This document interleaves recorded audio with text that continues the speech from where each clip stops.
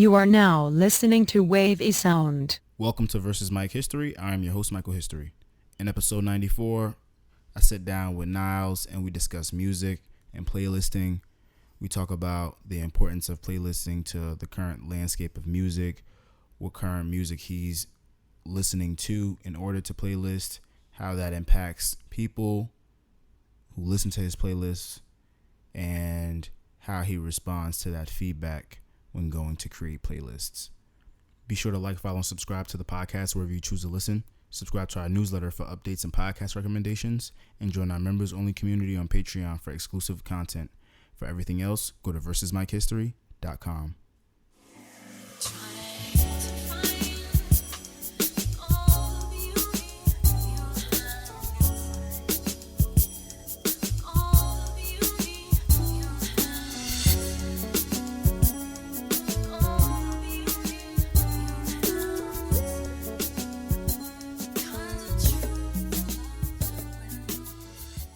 All right, peace family. Welcome to another episode of Versus Mike History.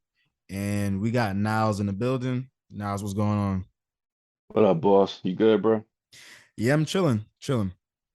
We're conducting this interview through Zoom, so there won't be any visuals for it, but we're going to sit here and talk about some of Nyles's most recent projects, which are his playlists, and we're going to get into some music topics.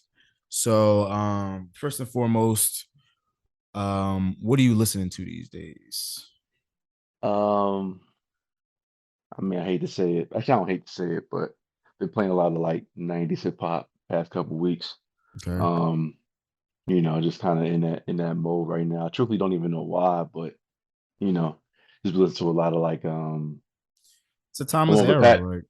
it was honestly it's super duper time. So yeah, the past 2 days I've been playing a bunch of EP and D. I don't know why, but Mhm. a lot of EP&D, Onyx, or Not Confusion, Outkast, Goody Mob, Tribe, all the Mhm. 90s shit. So I've been playing that for a while.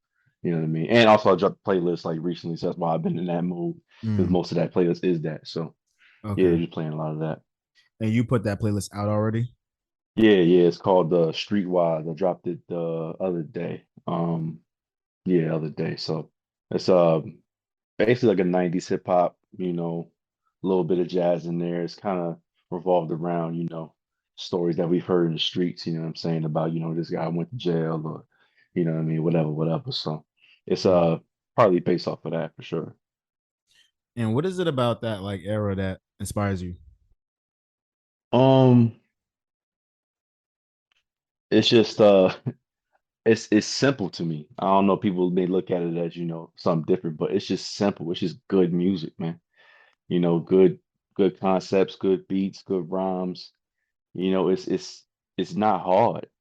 You know what I mean? Like Word. it's a very simple, it was based off of, can you rap? All right, you can rap. All right, we gotta find somebody to make beats. Can you make beats? All right, let's put it together. Let's find a connection and let's make something dope. That's really it. There's no real ulterior motives outside of that. It's like, yeah, let's just make some dope shit. And that's really what most of that era is, you know what I'm saying? Facts. It wasn't really no like vibes. It was mostly just like, yo, we gonna come together in the park or wherever, and we gonna spit, and Hmm. we gonna see who the nicest. Pretty much, and that was the vibe. You know what I'm saying? Like that that Yeah. was that was the goal at the end of the day. That was the vibe. You know what I mean? Hmm. So,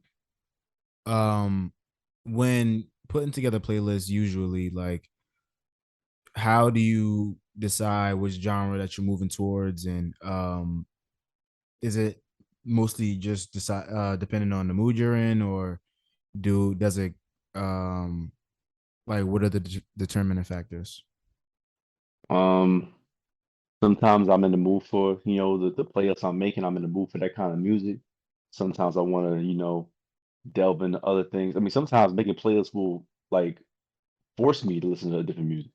You know what I'm saying? Like it's kind of like I'm curating, you know what I mean? These type of playlists for either myself or other demographics of other, groups of people. Like as of right now, I'm kind of deciding if I want to do a Southern hip hop playlist. I don't listen to much Southern hip hop as of late, but I would probably get into that mode for a couple weeks and kind of like force myself to really find the dopeness about it and turn it into something. So sometimes it's what I'm into. Sometimes it's what I want other people to get into, and because like I said in the last interview with you, like nobody listens to the one genre all the time. Like that's Right. if you do that, that's just that's not how you're supposed to do things, bro. Like you're supposed to go about life, listen to different things because that gives you it exposes you to different emotions and feelings and perspectives and things of that nature. So don't listen to one genre all the time. That's just weak. You know what I Mm. mean? Like you're not becoming a better person that way. You know what I'm saying? So yeah, I mean most playlists I make, I'm in the mood for it. And then other times I'm kind of like I have an idea and I want to execute it. So I might have to do that using different genres of music that I'm not really into at that time. So Do you find yourself like listening to a lot of your playlists over and over again, or do you spend time like checking out other people's playlists and connecting with other people to see what's really hot right now and like adding that as a well, like factor? most of the time it's mine. I mean, Mm-hmm. as of late, it's been mine because I got a new job and I can play music while I'm working. So, I just put on Shout a out to New playlist of Money. mine and yeah, you feel me? Shout out to New Money. So I'll just put on the playlist I made in the past and just put that on and that's like background music. So yeah, I listen to my playlist more than anybody's. Because of that reasoning, I think I'm doing a service right now. It's kind of like, yeah, we listen to this music all the time, but that doesn't give us the reason to like, well, yeah, give us a reason to, you know, do more with it. You know what I mean? Like, just we can always do more what we got. You know what I'm saying? Like, it's already great music as is, but let's try to turn it into something, um, better or different. You know what I mean? So, For yeah, sure. for For sure. sure. Yeah. Um so do you listen? I know you just said that you basically only listening to you, but like when you do listen to other people's playlists, what do you notice like in comparison to yours? Um, I think the only comparison, And you don't have to like think about anybody specifically. I think just like in a general sense. uh, the only comparison I see from my playlist and others is not only the cohesion but the literal intent to play it in order. Mm-hmm. I think a lot of people just throw their favorite songs in the playlist and they throw it in different, you know, they throw it out of sequence sometimes, or whether they just throw it in there just cause and it becomes their playlist and they'll put it in shuffle and that's that. Me personally, most of my playlists you can shuffle it if you want to, but my goal is to create a story out of it, to convey something out of it. So it's like, yo, you can shuffle this if you want. I ain't tripping if you do, because the music is great regardless of however you want to intake it that way, cool. But you would understand what I'm trying to get through to you a lot better if you play it in order. That's why, some playlists of mine have interludes in it or intros or skits from other albums in there because it's literally one act going to the next act going into that. So it's cohesive in that way. And most playlists I come across are cohesive because they all have a vision for theirs as well. But the only comparison I see is like, yo, I'm literally trying to tell a story with this music. So just play it in order. If you don't want to do that and you just want to listen to the music for what it is, cool. But I'm telling you, like if you play it in order for, not even the whole playlist, maybe like an hour or two, like, all right, I get what he's going. This is dope. And then you continue it later on, you know. Mm-hmm. Um, what type of feedback do you get from your playlist in general? Oh, they good. I mainly do it for me, and then when I drop them for the people that love it, they reach out to me and they love it. The one that's gotten the most reactions was the Supreme Alphabet, which I dropped after we did our first episode, and I spoke about it towards the end of that last episode. And I dropped it like maybe about a week or two later, and that Mm-hmm. was predominantly a jazz list, like a lot jazz playlist, a lot of jazz, a lot of funk, rare groove, oldies, things of that nature, and a lot of people was loving it. Um, Mainly because of not only the music, but how I delivered it. You know what I'm saying? How it was Mm-hmm. sequenced. You know what I'm saying? From one side was more. Um, it was more like funky and bare bones, like classic, just for like just all about the one pretty much. And then that second side, the last like 20 records were experimental with hell, like just different types of jazz, different types of funk, and just it got into a whole different level, from an experimental standpoint. But it was still in that bubble of jazz and funk and soul and things of that nature. So they love that a lot, you know what I mean? And yeah, I love when I get that because music is one of those things where it can it could definitely, um expose some things that you don't know about yourself, what I mean, to other people. You know what I mean? It's That's one of a those fact. telling things. That's a fact. So does that do the reactions play any hand in how in your curation process? Nah. Mm. Nah, the way I curate it is the way I curate it. Yeah, I mean, I'm pretty sure there's some playlists that people people have gotten from me that they don't like there's one in particular, metal, which is a rock playlist, rock punk, alternative, a lot of that stuff. I'm pretty sure I want to say audience, but like, the circle of people that, are into my playlist, they probably was like, oh, this is cool.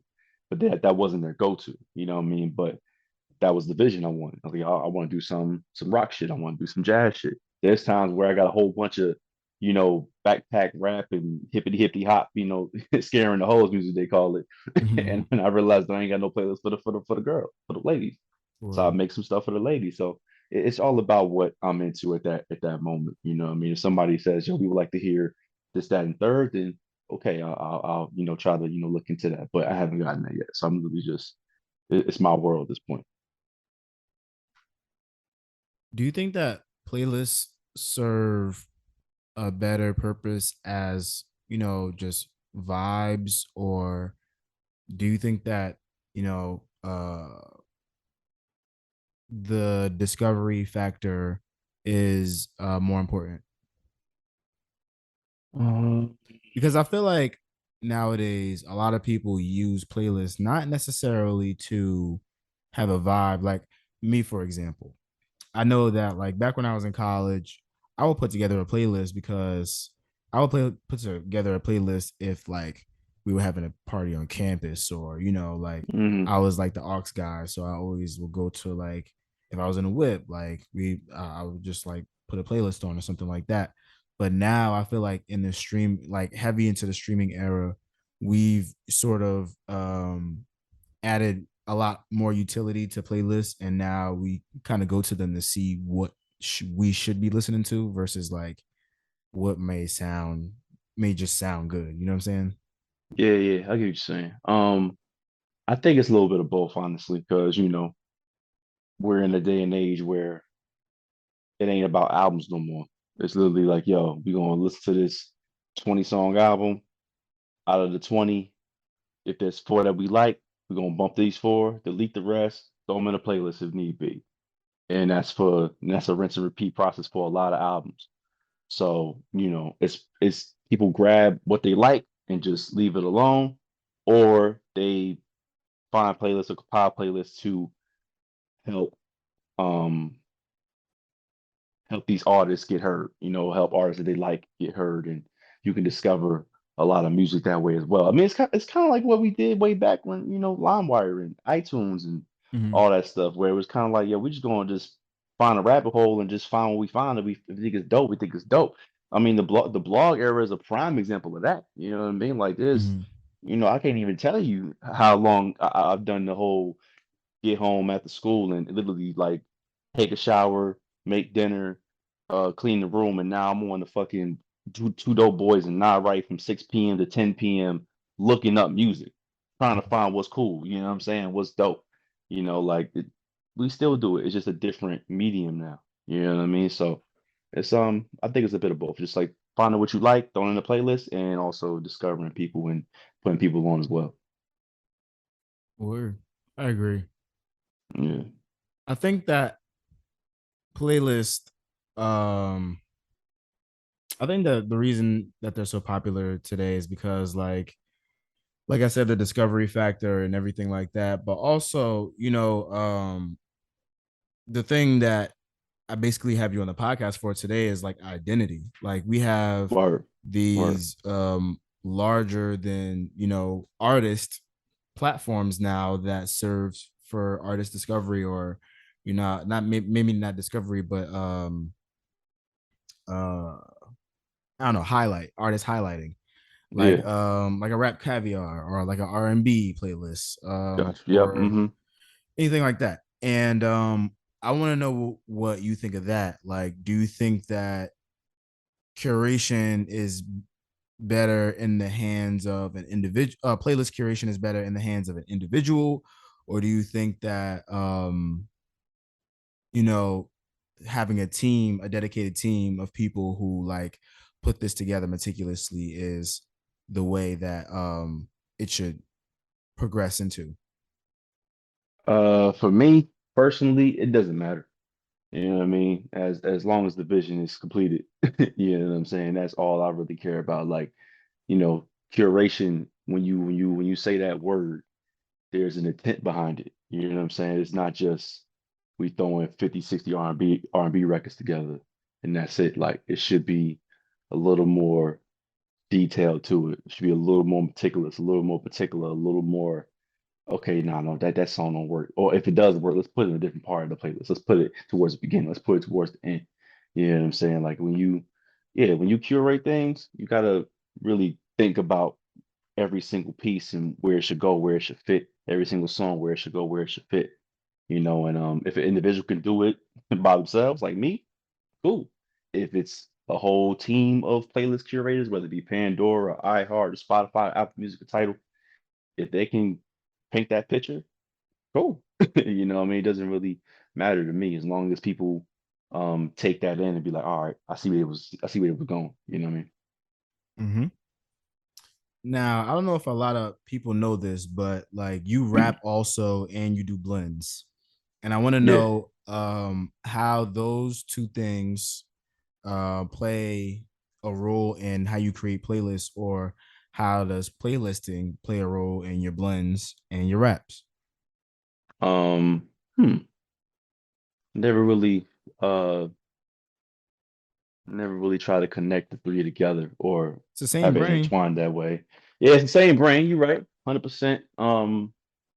I don't know. I mean, I think me personally, I just try to make it its own thing. You know what I mean? Like I don't really try to like I don't think the way I make playlists influences the way I rap because I started rapping before I started doing the playlist thing. So I don't think it really, but it might play a part in the way I blend stuff. I don't know. Maybe.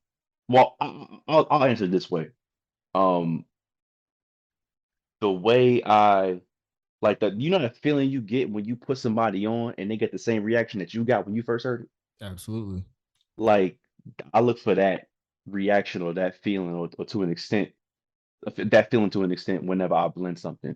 Because me, my goal is whenever I blend like records together, I want you to hear the song that you love or the song that you may have heard be uh uh be heard in a whole entirely different way. Where it's like, oh shit, I did not think that was gonna go with that, but it went, it worked. Right.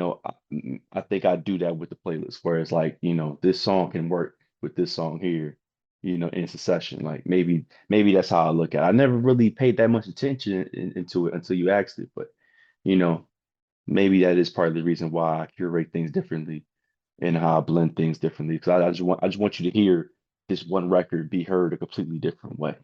That's just, you Mhm. know, And just to pivot towards blends a little bit, how do yeah. you feel about them in general in terms of their usage across, I guess, across the internet? Like, what do you think? Like, what purpose do you think they serve? Because you can't really put them on streaming platforms, Yeah. and wherever else they go, they serve almost a time sensitive, like the value on them is time sensitive because it's just Hmm. like a post. You see what I'm saying? Right.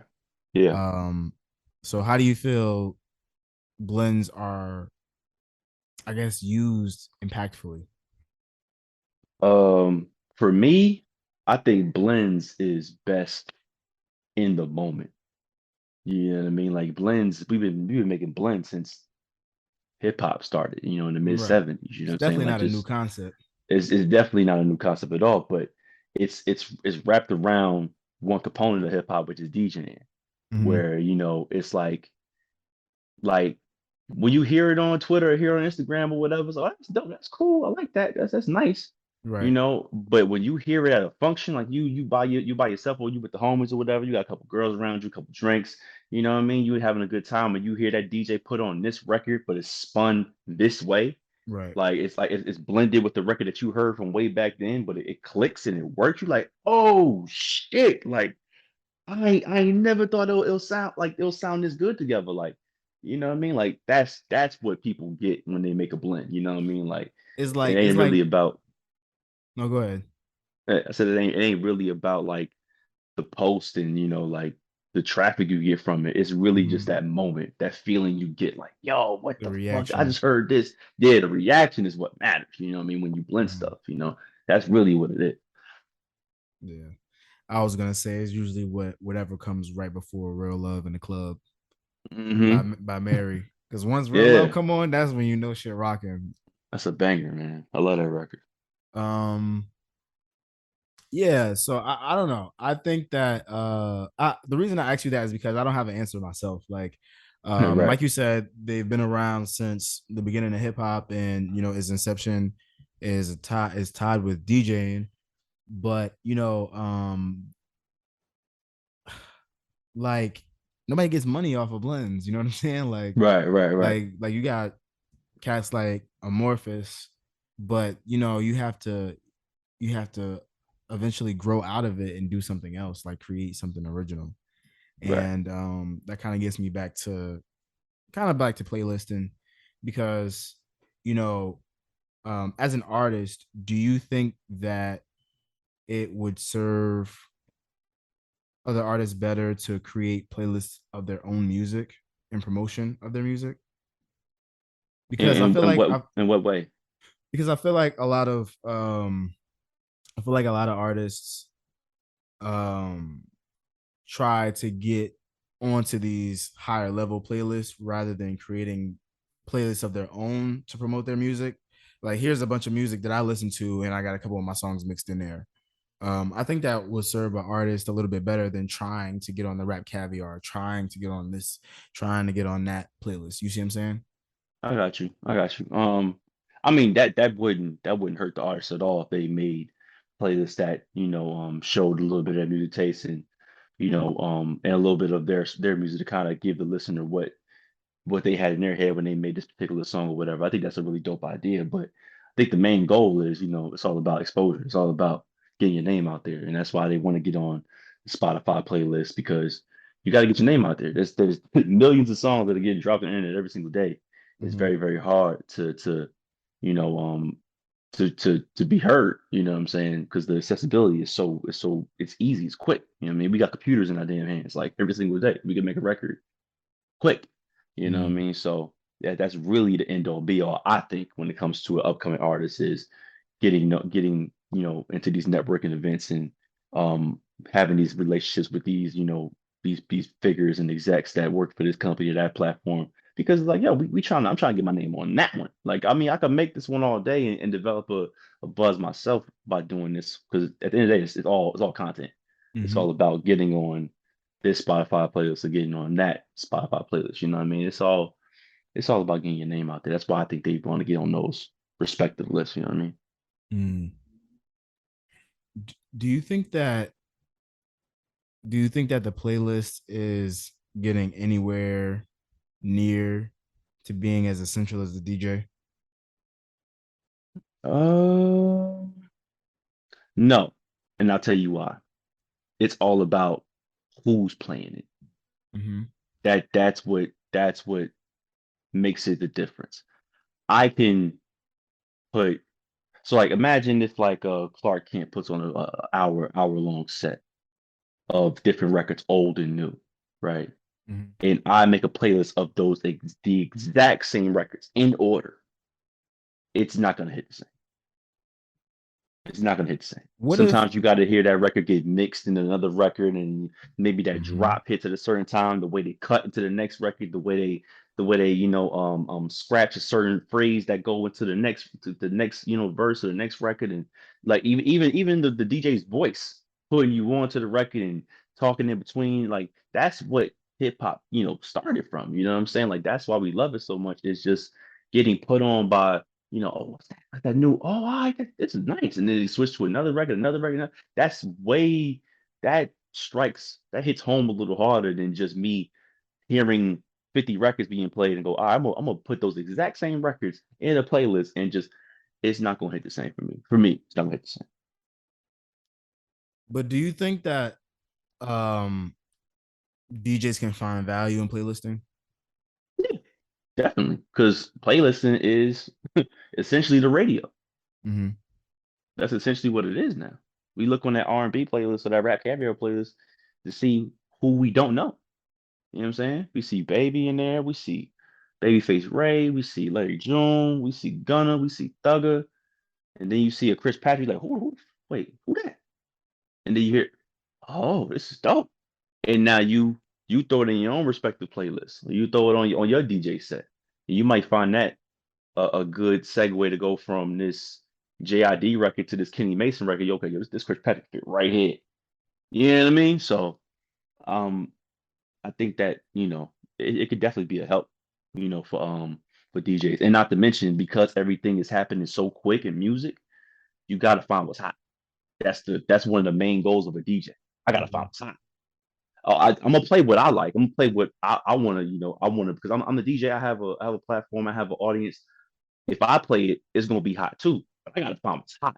It's 500 people in this club. They want to hear what's hot. Yeah, I'm gonna put my little sprinkle in there, whatever. But they came here to hear this Drake record be played in this setting. You get me? Hmm. So, So I want to ask you a question. How do you find a good playlist?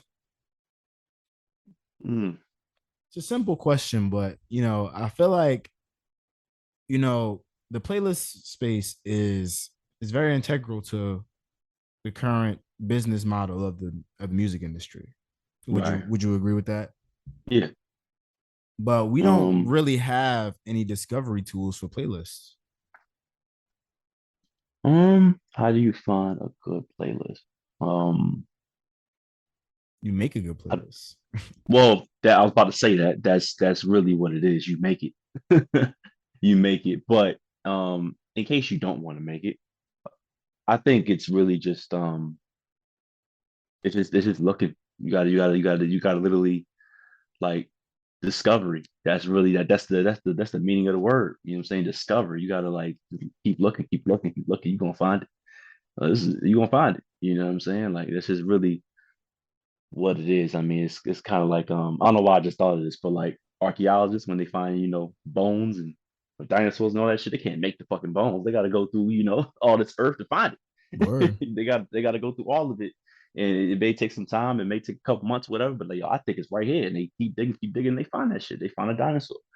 That's really what it is. You know what I mean? Yeah, you can always make it, make the music, make the playlist, but you know, we all know that feeling of like shit, I mean, I'll give you an example of me finding some shit. Like the first time I heard Kendrick Lamar, you know what I'm saying, on Two Dope Boys, like hearing Mm-hmm. Heart Part Two, and I'm like, That's a throwback. like, you know what I mean? Like it's just like And that yeah, record gives you a crazy feeling if you never heard it before. Like, crazy. Like that was the first, that's the first Kendrick song I ever heard. Hearing that, I'm who is this nigga? Where did he like yeah, come exactly. from? Like, yo, who is this dude? You know what I'm Who's on saying? me? Like Yeah, who's about to give him the like cosign? Because like, for real, that you want that feeling when you find something. You know what I'm saying? So and we all fish for that feeling. We all mhm. addicts to that feeling. You know what I'm saying? So that's really how it is. In order to find a good playlist, you gotta either just make it, but that's not as fun.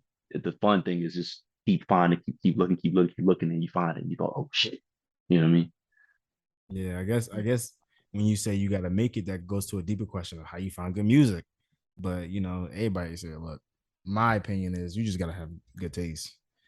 Yeah. Everybody. Honestly, like, and that's not something that you can buy or something that you can get. You know what I'm saying? Like if you have a shitty taste in music, you just got that shit. You know what I'm saying? Like there might be some things that seep through the cracks or whatever, but you know, if you like Rod Wave, you like Rod Wave. I can't do shit. I can't do shit for you. Word. Can't do shit for you. All right, man. I appreciate you coming on to the podcast to talk music with me a bit. Um, I'm gonna go ahead and wrap it up, but I do Word. want you to plug in to the people where they can find your playlists and what are your most recent playlists. All right. Well, I'll give you the link. It's a link. It's a link tree link. So link tr.ee slash Nyles by Nature. Nyles NYLESX Nature. The last one I dropped was called Streetwise. It's mostly hip hop, a little bit of jazz in there, and it's all wrapped around just inner city stories that we've heard in the ghetto. You know what I'm saying? That we've heard in black neighborhoods and black America. Wrapped around kind of like a seminar. Basically how I have excerpts of Boogie Down Productions album where KRS-One is just talking about stuff, and that's like a intermission that's going into another active song that you can hear that you grab stuff from. So that's the last one I dropped. That was last week, and then there was two other ones I dropped before. Uh, Playlist called Georgia Tech. That was kind of like what I was into at the moment, real quick, like spur of the moment playlist, and then another one called It Takes a Village to Raise a Child, where it's like um a 60 song playlist that is about New York City, kind of like the good and bad and ugly of New York City, because we've all been in New York. It's good, sometimes it's bad, and sometimes shit can get real crunchy. So it's just Absolutely. um, different songs and different moments that describe that. But that's the link.